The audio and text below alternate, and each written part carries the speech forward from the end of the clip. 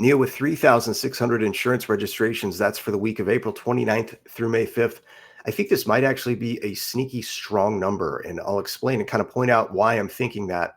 If we look back at the weekly numbers, there are a couple of trends that I've recognized. And one of the reasons I track the weekly numbers is so that when there are indicators or trends that we can kind of recognize to help us see a little bit more of the big picture, I want to be able to point them out. So here's a great example.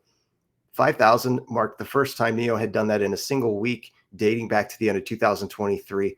But if you'll also notice that through the course of a month, the numbers trend up. Typically, at the end of the month, the numbers are the best for NIO on the insurance registration data side of things. So if early in the month, NIO is having better numbers, that could signal that sales are going to continue to improve and be much stronger for NIO for the rest of the month. For example, if we talk about this week's number, and there is an asterisk here, there were 2 days in April that got figured into or factored into these numbers. So this data isn't the first full week in May. However, the 3,600 number compares very favorably to the first full week in April of only about 2,100. Now, I think next week we'll get more validation on this because, again, typically what happens with the weekly trends, for example, if we see a 4,000 or better number next week by NIO on the insurance registration side of things, that's going to be a very positive and a strong indicator. I think that the premium brand is going to do even better.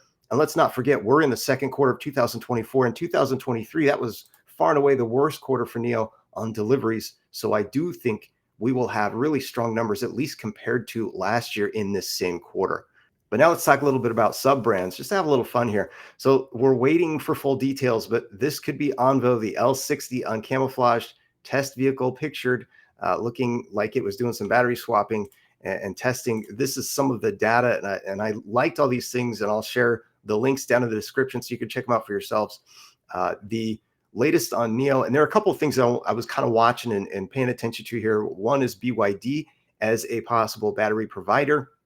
We talked about this on the Twitter Spaces over the weekend. In fact, I had asked if anyone else thought that CALB or anyone else was, partnering and working with NIO along with CATL and WeLine. I do think there are more partners than maybe anyone is aware of, and probably the best way to find all that is after the fact in the annual filings. But anyway, we'll come back to that another time. This is the other piece that was interesting, and I was really curious about. So I ran numbers on this. If BAS is a possibility, if you can rent the battery, and then of course these vehicles are going to be battery swapping capable, then at a price point of about 170,000 RMB, we're talking roughly 24,000 US dollars. And for a vehicle that will maintain its shell value over the course of time, this seems like a really strong value proposition for a consumer, a user, a buyer, someone looking to shop. So I wonder how well this is going to do, not just in China, but in Europe as well. Let's talk about the other sub-brand, Firefly. This from the NIO France GM talking about Firefly. That's the other sub-brand that NIO is developing that will come out in 2025, also going to be targeting the European market.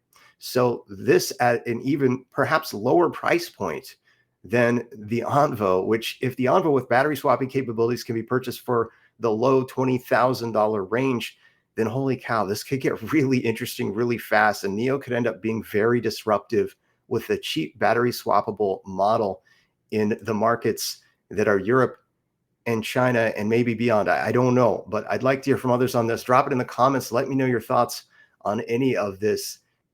I'm still a little under the weather and very slow at getting back to comments. I apologize for that. I'll try to get my act together and be back with more content before you know it.